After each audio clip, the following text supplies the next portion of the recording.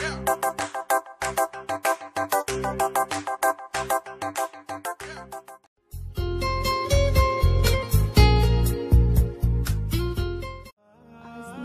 বিয়ে।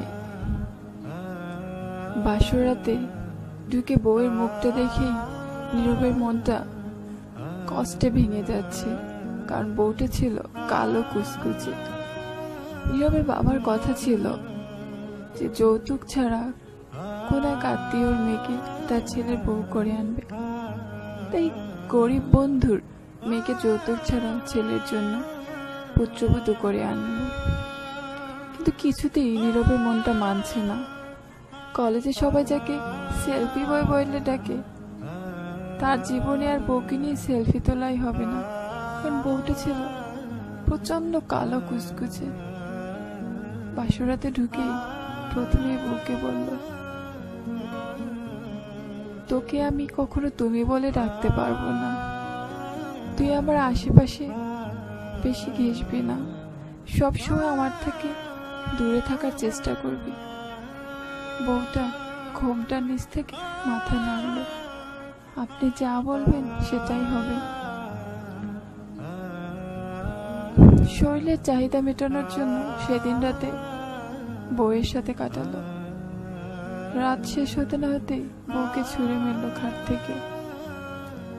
এভাবে কাটতে থাকে ওদের সময়। যখন ইচ্ছে হয় বউকে ডাকে, যখন ইচ্ছে হয় না দূরে সরে রাখে। বন্ধুরা প্রায় বলতো, তোর বউকে নিয়ে আস, একদিন ভাবিকে দেখবো।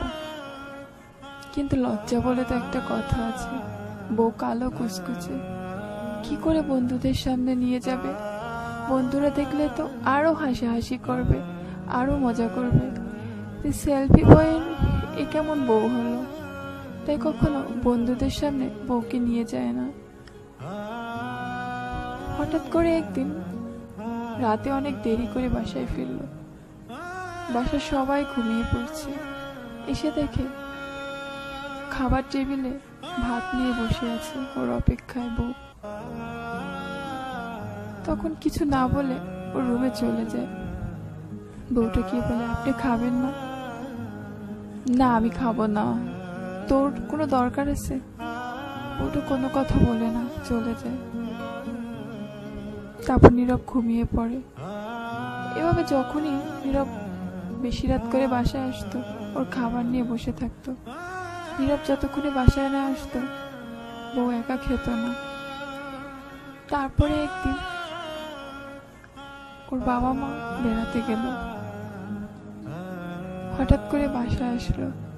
বাসায় এসে দেখে বউ একা বসে আছে। কিরে, তুই একা বসে আছো কেন? আমি তো ভাবছিলাম আপনি আজকে খেয়ে আসবেন বাহির থেকে, আর বাবা মা তো বাসায় নেই, তাই যে কটা ভাত আছে তা দিয়ে আমার চলে যাবে, তাই আর রান্না বান্না করিনি, বসে আছি। কিছু না বলে ফ্রিজটা খুলে দেখে অল্প কয়টা ভাত আছে, যা দিয়ে বউয়ের হবে না। তারপর বলল, চল আমার সাথে বাইরে যাব, আমিও বাহির থেকে খেয়ে আসিনি। তখন বউটা কোনো কথা বলছে না, চুপ করে দাঁড়িয়ে আছে। যে চল আমার সাথে, বলছি না, চলে আয়। এই প্রথমবার নীরবের সাথে ওর বউ বাহিরে কোথাও বের হচ্ছে। বাহিরে বের হয়ে বাহিরের আলোটা দেখে বউ যেন কিভাবে তাকিয়ে আছে অপলক ভাবে, কারণ স্বামীর সাথে প্রথম তার সন্ধ্যার পরে বাহিরে বের হওয়া। রাস্তায় বের হয়ে নীরব বলল, হাতটা ধর, আবার হারিয়ে যাবি মানুষের ভিড়ে। বউটা নীরব হয়ে তাকিয়ে আছে, কিছু বলছে না। নীরব নিজেই ওর হাতটা ধরল, বলল, রেস্টুরেন্টে গিয়ে আমাকে আপনি করে বলবি না, তুমি করে বলবি। কিন্তু রেস্টুরেন্টে গিয়ে বউ একটা বারও ওকে ডাকলই না তুমি করে। ও নিজে থেকেই বলল, তোমার আর কিছু লাগবে? এই প্রথমবার বউকে তুমি করে ডাকলো।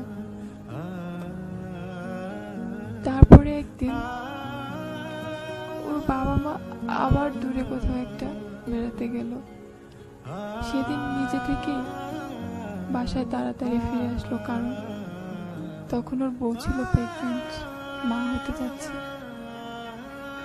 যদি সন্ধ্যার পরে ভয় পায় বাসায় একা থাকতে, নিজে থেকেই চলে আসলো। দুজনে মিলে রাত কাটালো, খুব গল্প করলো। ধীরে ধীরে ওদের ভিতরে একটু সম্পর্ক তৈরি হতে শুরু করলো, কিন্তু তবুও বউটাকে খুব বেশি একটা ভালোবাসতো না, সবসময় কেমন দূরে দূরে রাখতো। একদিন হঠাৎ ওর এক বন্ধু ওদের বাসায় চলে আসে। এসে ওর ভাবিকে বউকে দেখে খুব ভালোভাবে বউয়ের সাথে কথা বলে। ভাবি বলে ওরা খুব ভালোভাবে সম্বোধন করে। এটা দেখে অবাক হয়ে যায় যে ওর বন্ধুরা ওর বউকে কতটা না কালো, এটা মাথায় না রেখে কতটা না আপন করে নিচ্ছে। তারপরে বন্ধুদের মাঝে ওর বউকে নিয়ে যেত, বন্ধুরা খুব মজা করত। এভাবে যেতে যেতে একটা সময় আসলো, ওর বউ অসুস্থ, হসপিটালের বেডে শুয়ে আছে, আজও মা হবে।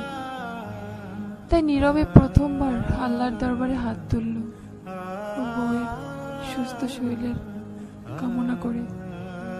আল্লাহ তুমি ওকে সুস্থ করে দিও, ও যেন সুস্থভাবে মা হতে পারে। আমাদের মাঝে নতুন একজন আসতেছে। কিছুক্ষণ পরে ডাক্তার অপারেশন রুম থেকে আসলো। ওর বউ মা হয়েছে, ও বাবা হয়েছে, ফুটফুটে একটা কন্যা সন্তান হয়েছে। কিন্তু ওই কালো কুচকুচে বউটাকে আর বাঁচানো গেল না। নীরবের হৃদয়টা যেন ভেঙে চুরে তছনছ হয়ে যাচ্ছে, কান্নায় ভিজে যাচ্ছে ওর সারা শরীর, প্রচন্ড কান্না করছে।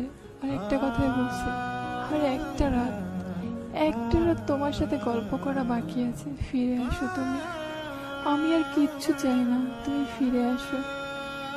এরপর থেকে প্রায় ওর কবরের পাশে গিয়ে নীরব প্রচন্ড কান্না করত আর বউকে খুব মিস করত। কি হবে, মানুষটা যে অনেক দূরে হারিয়ে গেছে। আমরা আসলে প্রতিটা মানুষ যখন ভালোবাসার মানুষগুলো কাছে থাকে তখন তার মূল্য বুঝতে চায় না, যখন হারিয়ে যায় তখন তার জন্য আফসোস করি। কিন্তু কি হবে, তখন তো আর কোনো কাজে আসার পথ থাকে না। আমার ভিডিওটা যদি আপনাদের ভালো লাগে তাহলে লাইক দিন এবং কমেন্টে আপনাদের মতামত জানান। প্রতিদিন নতুন নতুন ভিডিও পেতে চাইলে অবশ্যই সাবস্ক্রাইব করে সাথে থাকুন। ধন্যবাদ সবাইকে। আল্লাহ হাফেজ।